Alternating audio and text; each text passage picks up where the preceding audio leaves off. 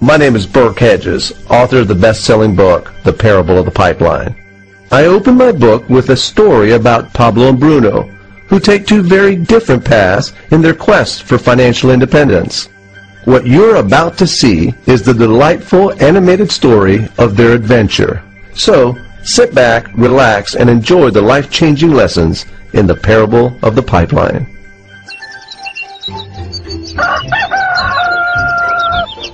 Far away, in a small village, near a beautiful valley, lived two friends, Pablo and Bruno. They were both young and dreamed of a better life for themselves.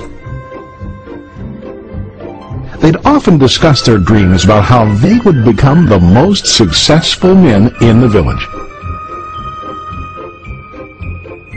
They weren't afraid of hard work, and they searched for opportunities to help realize their goals and achieve their dreams. One day, an opportunity presented itself.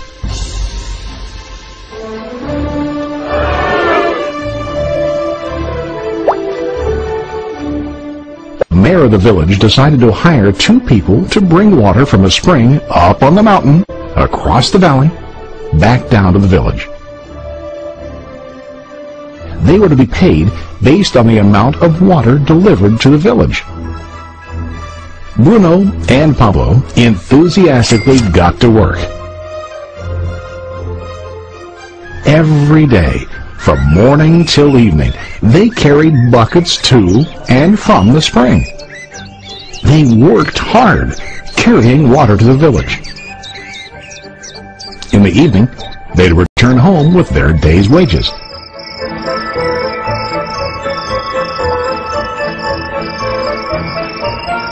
Bruno was satisfied with his work and the money he earned. He was sure that with this work he could achieve his dreams. Bruno thought that to increase his wages he could use bigger buckets to bring more water each trip. He believed with a larger income he would soon be able to buy a cow and the house that he dreamed about.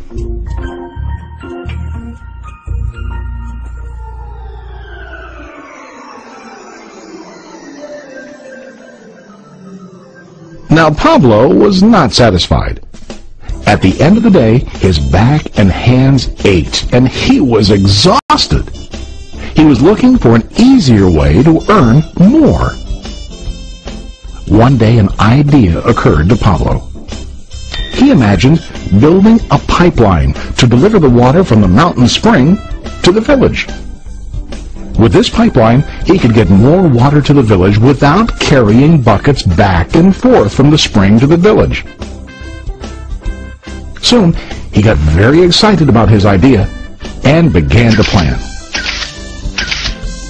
Pablo, of course, shared his idea with his friend Bruno and asked him to join with him to work on and help build the pipeline. Bruno thought the idea was crazy. All Bruno could think about was what his money could buy today and how to get it quicker. He felt that building a pipeline would slow him down and delay him in achieving his goals. Instead, Bruno got bigger buckets and went more often back and forth, fetching water. He was sure that with this method, he could make more money. Pablo decided to build the pipeline on his own. He understood that it would not be easy to build, and it would take time to complete the pipeline. Pablo knew that it could take several years to finish, but he set his mind on his goal. Every day he worked and carried water like before. But on weekends and during his spare time, he worked hard to dig in the rocky soil and build his pipeline. In the first month, there was little to show for his work.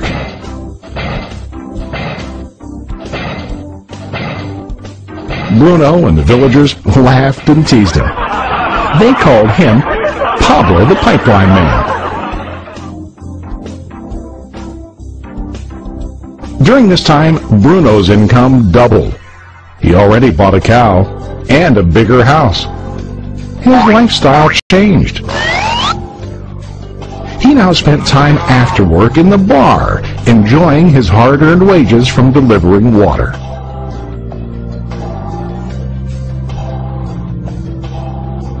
What Bruno didn't realize was that his body was starting to stoop from carrying heavy buckets every day.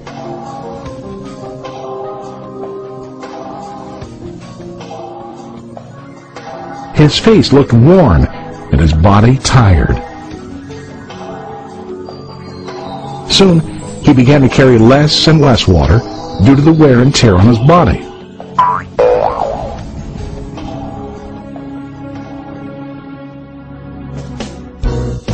Month after month, Pablo worked. Soon a year passed, and then a second year. Finally, Pablo finished his pipeline.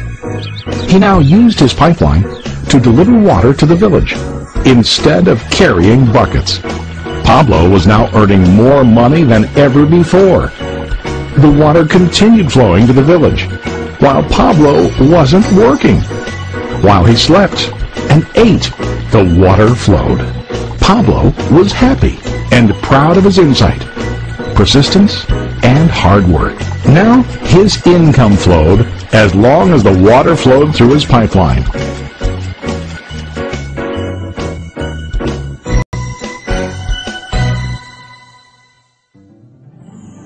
The story of Bruno and Pablo is a reflection of life. Their jobs symbolize what most people do to earn money. Bruno gets his money using buckets. He goes back and forth, carrying his buckets from the spring to the village in exchange for money. To increase his income, he either has to go more frequently to the spring or to use larger buckets. It's common in real life to increase our income by working harder. For example, working overtime or getting a second job. We also increase the size of our buckets by accepting a higher paying position, which often includes spending more time on the job. Most of us exchange time for money like Bruno. We know that every person has only 24 hours in the day and that it's not possible to use all our time to work. The most difficult time comes when we can no longer exchange time for money due to age, health, or other reasons. Then, our income stops. Now let's review what Pablo did. Very wisely, Pablo did not exchange all of his time for a limited income, but he used some of his time to build a pipeline. He knew that the pipeline would bring ongoing income as long as the water flowed. An ongoing income that multiplied the time he worked each day.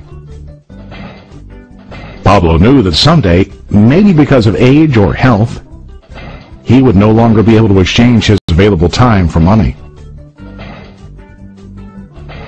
Pablo knew that if he could make his idea of a pipeline work, then he only has to do the hard work of building the pipeline.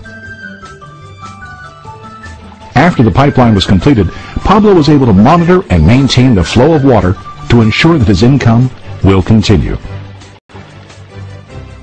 Pablo has shown us that to earn an income, we don't always have to directly exchange time for money. There really are better ways. How about you? Are you still like Bruno, who directly exchanges time for money?